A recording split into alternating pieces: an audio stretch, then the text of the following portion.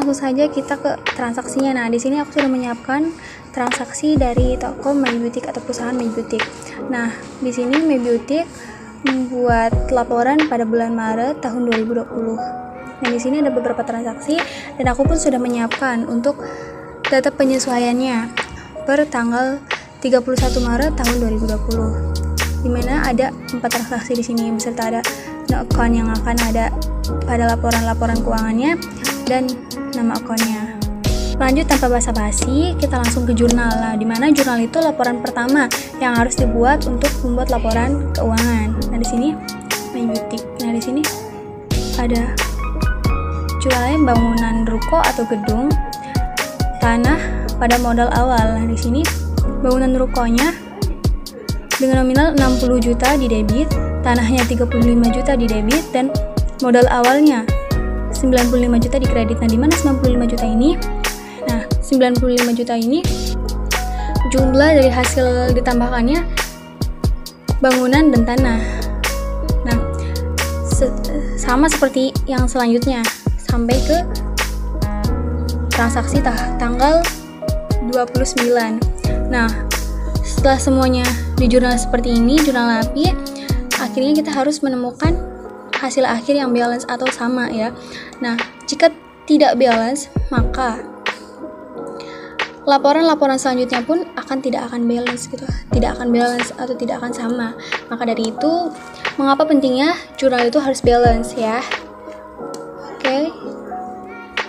Oke, kita lanjut ke journal ledger atau buku besar. Nah, di sini dimana buku besar ini pengelompokan beberapa akun atau akun yang lebih dipersingkat atau diringkas ya, agar untuk mempermudah untuk membuat laporan keuangan selanjutnya. Dimana di sini ada akun kas dengan akun 111, ada piutang usaha dengan akun 113, ada tanah, gedung, peralatan, utang usaha, utang bank, modal, drive, pendapatan jasa, beban gaji, dan beban iklan. Dan bisa dilihat, ini adalah gambaran dari journal ledger atau buku besar.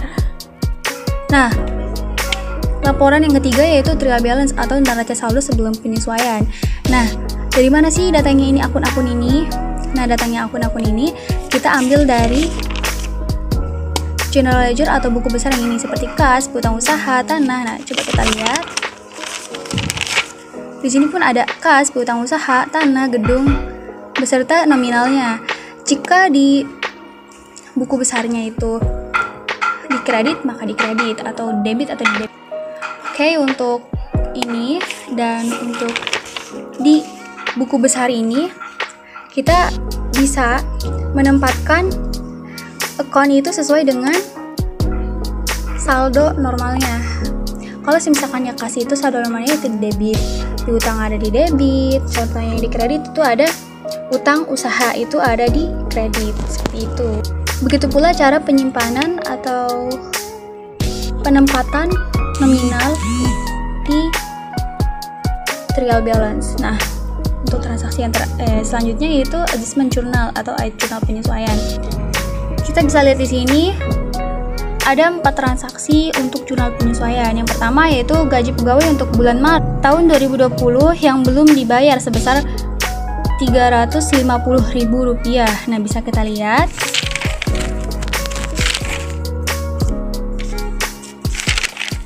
Nah, di sini dimana dari transaksi tadi kita bisa menjurnal dengan beban gaji pada utang gaji.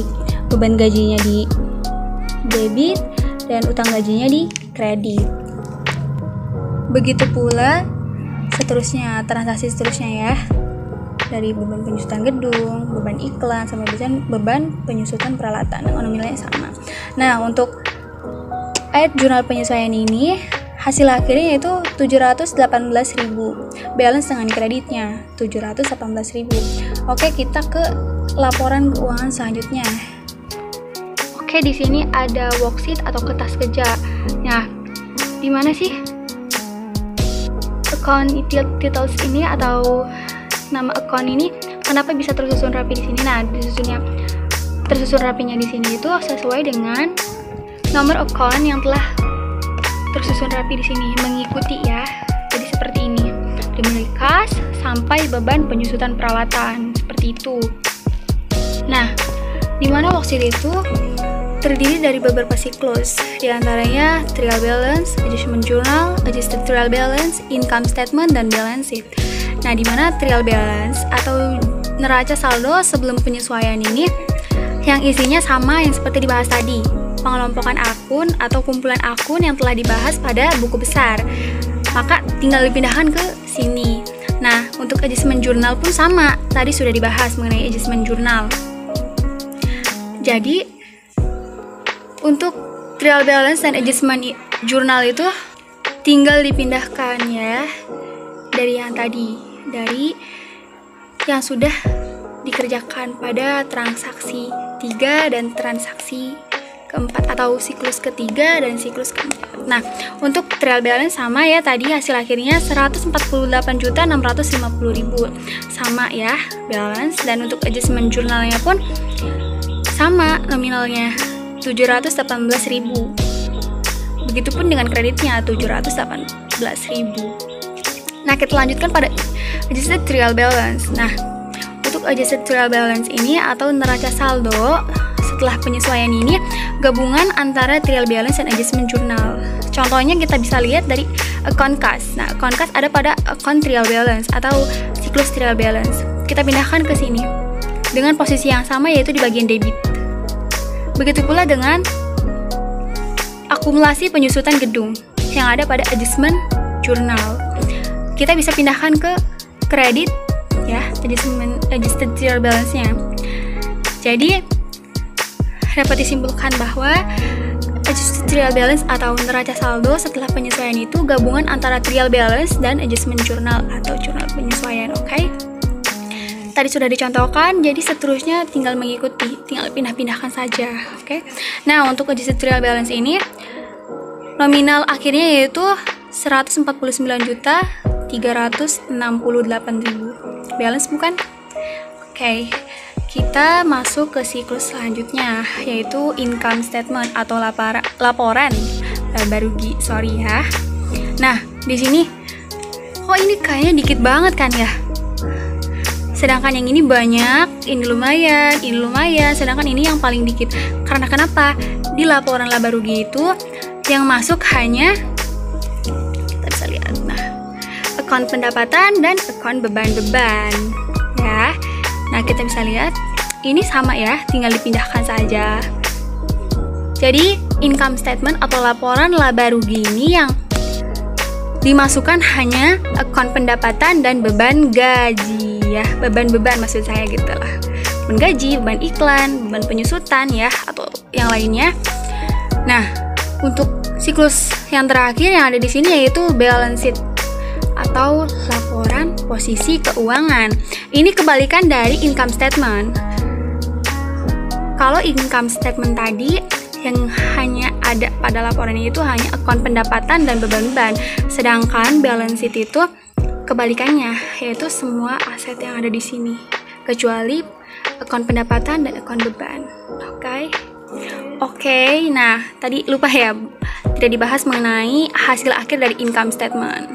Nah, yang debitnya 1.868.000, sedangkan yang kreditnya 1.650.000. Nah, kok gak balance sih? Kita bisa lihat nih, ada nominal di bawah 218.000. Dari mana sih ini?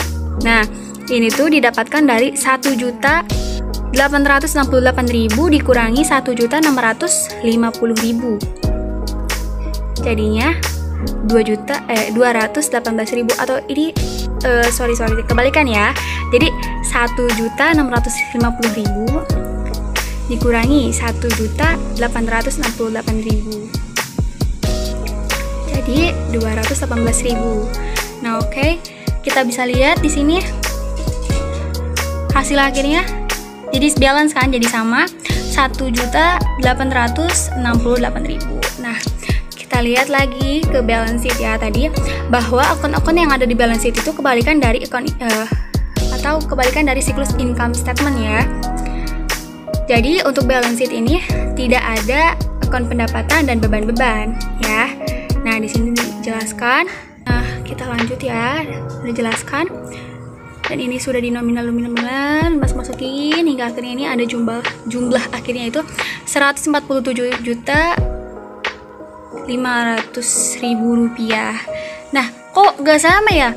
Sama yang kreditnya 147.718.000 rupiah. Karena di sini belum dimasukkan ke sini nih, hasil dari sini. Kita kasih nih, pindahin 218.000 rupiah hingga hasil akhirnya 147.718.000 rupiah balance dengan di kreditnya. Oke, ini laporan kelima, yaitu worksheet atau kertas kerja. Kita lanjut ke laporan selanjutnya. Oke, di sini ada adjusted trial balance atau neraca saldo setelah penyelesaian ya.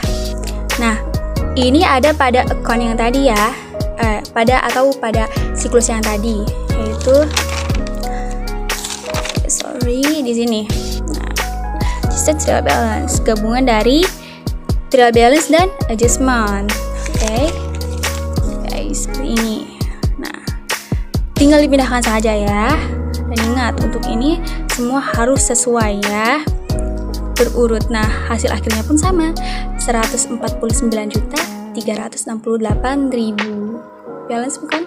Nah, kita ke laporan selanjutnya, yaitu income statement atau laporan laba rugi. Nah, yang tadi dibahas di worksheet atau di kertas kerja itu hanya semuanya disatukan ya, sedangkan ini lebih diperjelas.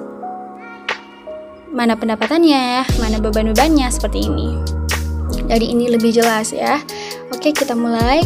Pendapatannya ada di kredit, beban gajinya ada di debit, beban-beban ada di debit ya. Jadi hasil dari yang debit itu atau yang akun beban itu 1.868.000, sedangkan yang kredit itu atau akun pendapatan yaitu 1.650.000.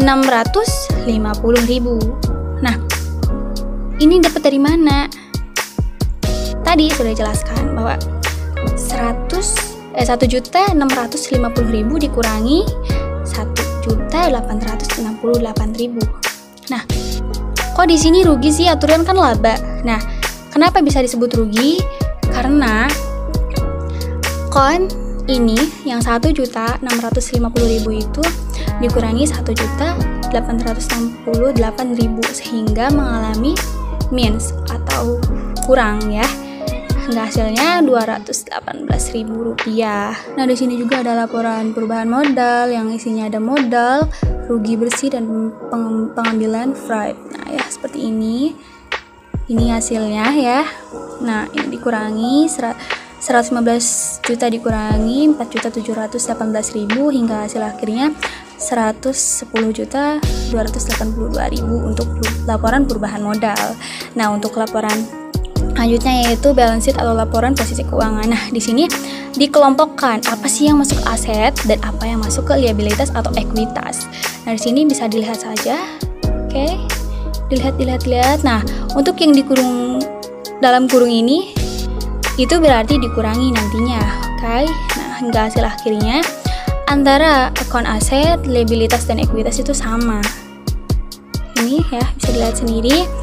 Nah, ada lagi yang closing journal atau jurnal penutup. Nah, apa aja sih yang ditutup? Akun apa aja yang ditutup? Nah, akun yang ditutup pada closing journal itu ada akun pendapatan, beban-beban, ikhtisar laba rugi atau modal, dan fried.